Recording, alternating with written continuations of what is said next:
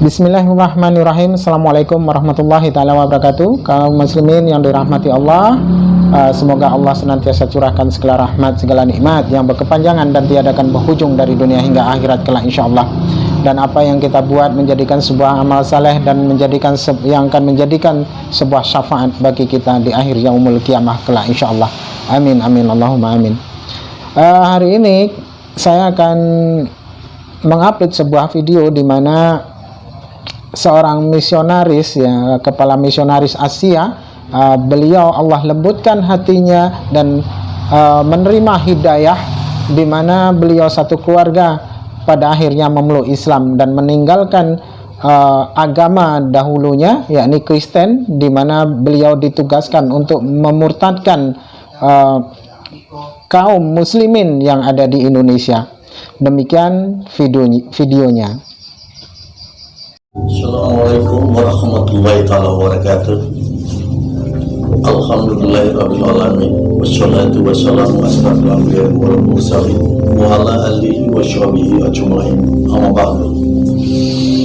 Alhamdulillah, kalau pada siang hari ini saya bisa memperkenalkan diri saya kepada semua kaum muslimin dan muslimah bahwa saya bernama Philip Yehuda, Master of Art, Master Divinity, dan Master Teologia. Pada masa lalu, saya adalah seorang gembala sidang, seorang pendeta. Saya ketua misi untuk kegerakan kristenisasi di Asia. Tetapi alhamdulillah, kalau pada saat ini karena hidayah Allah, saya dan keluarga kami semua telah hijrah menjadi kaum muslim. Kalau ditanya bagaimana saya bisa hijrah, apakah saya memiliki keinginan untuk menjadi seorang mualaf atau menjadi seorang muslim? Jujur saya katakan, saya tidak pernah punya rencana untuk menjadi seorang muslim. Kenapa? Sebagai seorang gembala sidang, sebagai seorang pendeta, saya punya penghasilan yang boleh dikatakan cukup baik, cukup luar biasa, sehingga kalau menjadi orang muslim, saya sendiri tidak tahu mau jadi apa nantinya, sehingga tidak pernah rencana. Di samping itu memang juga kami berlatar belakang dari keluarga para pendeta. Bapak saya pendeta, gembala sidang, ibu saya pendeta, gembala sidang, istri saya juga pendeta, semua keluarga kami pendeta. Saya dapat hidayah pada tahun 2018. Pada saat itulah saya syahadat di Kementerian Agama Kota Jogja, karena memang saya berasal dari Jogja. Bagaimana saya bisa mendapat hidayah? Pada tahun 2017 saya kembali dari Tiananmen, Beijing, karena saya ketua departemen misi. Base camp saya ada di Toronto, Kanada, dan saya harus membawahi Asia Tenggara dan Asia Timur. Pada tahun 2017 bulan November, saya membawa tim untuk kembali merebut Nusantara Indonesia ini, untuk menyelesaikan misi yang disebut dengan misi Gerakan Selatan. Alhamdulillah, saya membawa beberapa tim, baik dari Korea Selatan, dari China, dari Australia, dari Jepang, dan dari Amerika.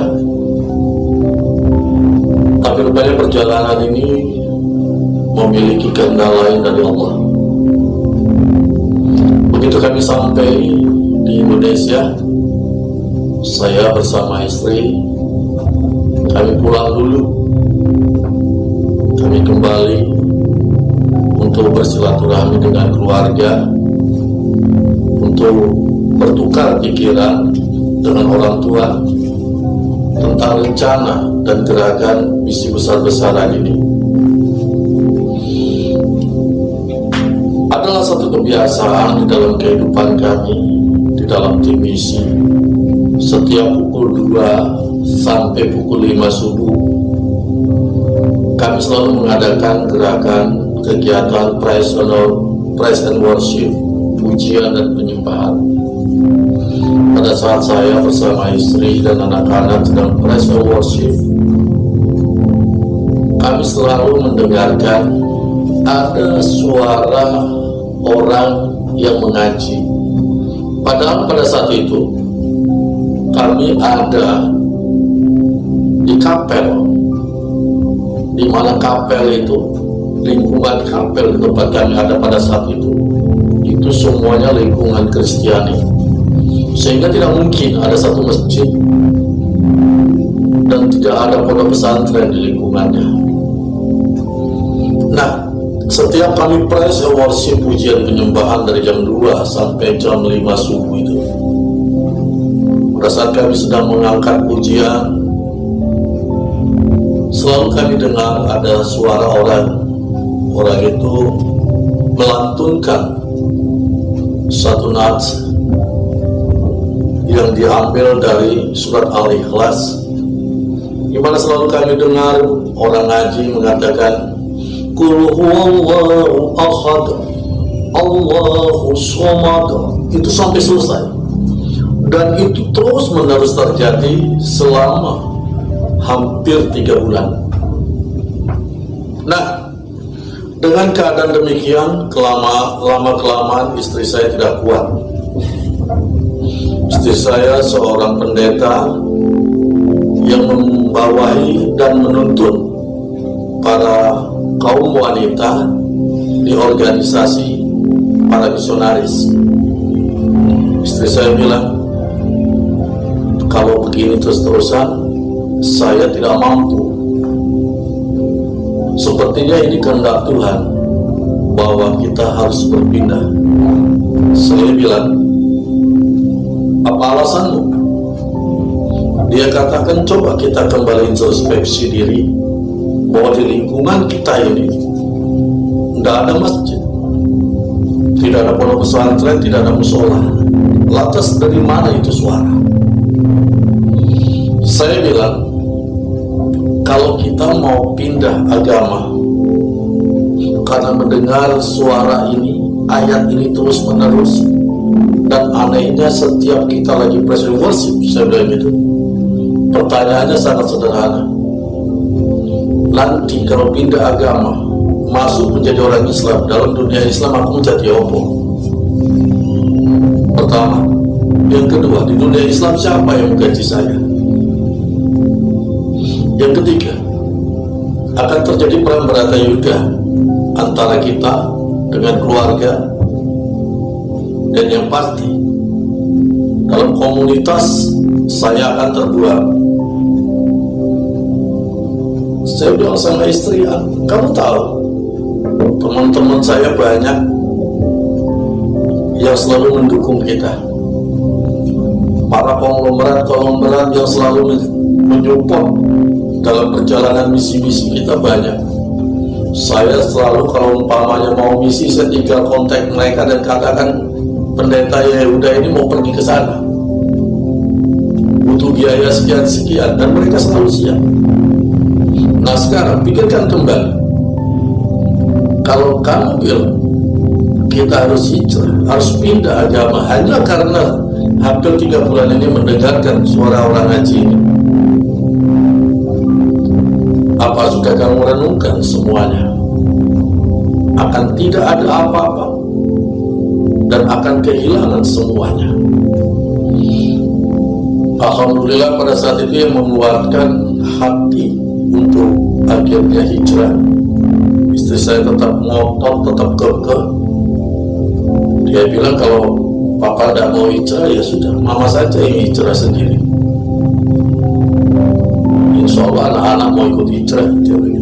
Akhirnya kami panggil anak-anak, kami diskusikan, kami bilang, Saya katakan sama anak-anak ini, mamamu mengajak pindah agama ke masuk Islam karena kita selalu mendengar ada suara orang ngaji setiap kita lagi press worship. Bagaimana menurut kalian? Anak saya yang paling gede, Kristiana Denis Orisa, mengatakan, ya kalau memang itu pilihan mama dan itu yang terbaik, monggo kita pindah. Saya bilang, kamu mau ikut? Ikut. Saya tanya sama Yohanes, anak saya laki-laki, menurutmu Yo? Anak saya laki-laki bilang, ya kalau mama pindah, kakak pindah, ya aku ikut pindah. Wah, cilok, saya bilang gitu. Dan akhirnya karena udah ada satu keputusan bersama, suara lebih banyak untuk pindah, saya bilang, oke, kalau begitu besok kita ke Kementerian Agama Kota Jogja untuk diskusi masalah perpindahan ini. Kemudian kami ke kantor Kementerian Agama Kota Jogja. Kami diskusi di sana tentang bagaimana dan bagaimana. Akhirnya dari pihak Kementerian Agama Kota Jogja merujuk kami kembali ke kantor urusan agama ke Mantri Jero. Kenapa harus ke Kabupaten Mantri Jero? Karena kependudukan kami di Kecamatan Mantri Jero. Akhirnya kami diarahkan ke Mantri Jero dan kita diskusi kembali di Mantri Jero.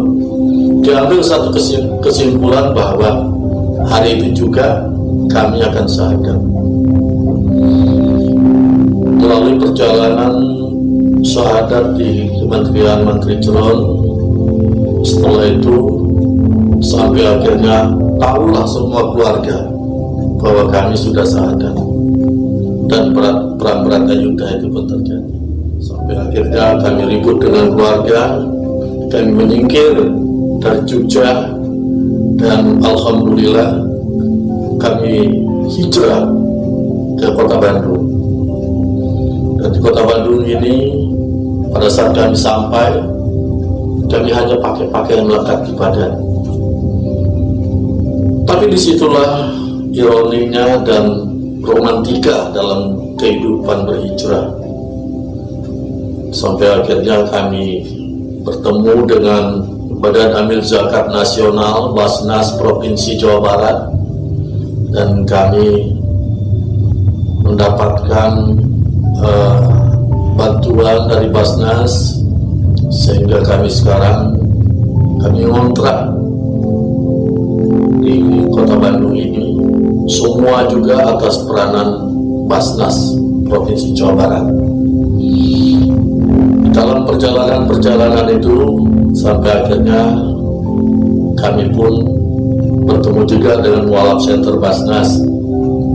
Saya bertemu dengan Mas Faris, saya ketemu dengan Devauzi, dan kita saling bertukar informasi untuk bagaimana memajukan mualaf.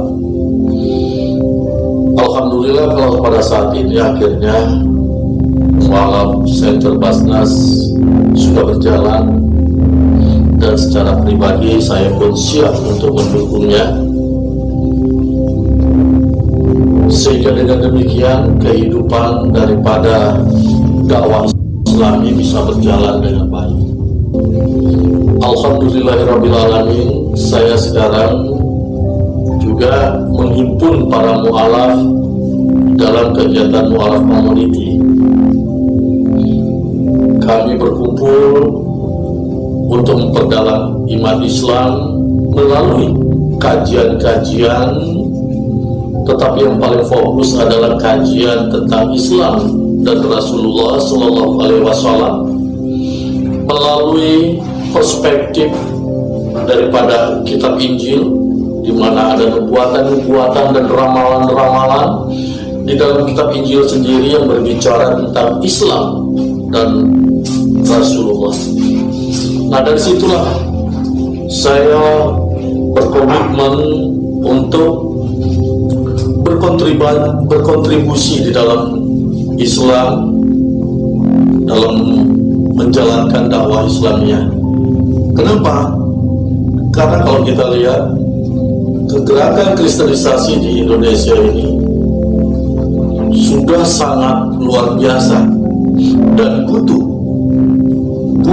kegiatan-kegiatan yang mengislamisasikan ajaran Injil, sehingga dengan demikian bisa menjadi benteng untuk kegiatan kristenisasi. Itulah sekilas perjalanan hidup saya dan keluarga di dalam kami berjuang sampai hari ini mempertahankan iman Islam kami sebagai seorang mualaf. Dan saya atas nama keluarga mohon dukungan doa agar kami tetap istiqomah dan kami bisa menjadi Islam yang kafah. Wabillahi taufiq wal hidayah. Assalamualaikum warahmatullahi wabarakatuh. Demikian kesaksian maupun pengakuan yang disampaikan oleh beliau melalui video, ya, untuk bahwasanya perjalanan hidup beliau, bagaimana beliau menerima Islam, bagaimana beliau itu pada akhirnya melepaskan semua apa yang beliau punya, tinggalkan keduniawiannya demi untuk menerima hidayah, ya. Beliau melalui istrinya yang acap kali mendengar suara azan, acap kali mendengar suara orang mengaji, dikala padahal di kampung beliau sendiri tidak ada masjid, dan mayoritas di kampung beliau ini di Jogja Kristen. Itu memang kalau di daerah Gunung Kidul itu setahu saya memang banyak Kristennya, ya. Saya pernah ke sana, memang sangat jarang sekali masjid.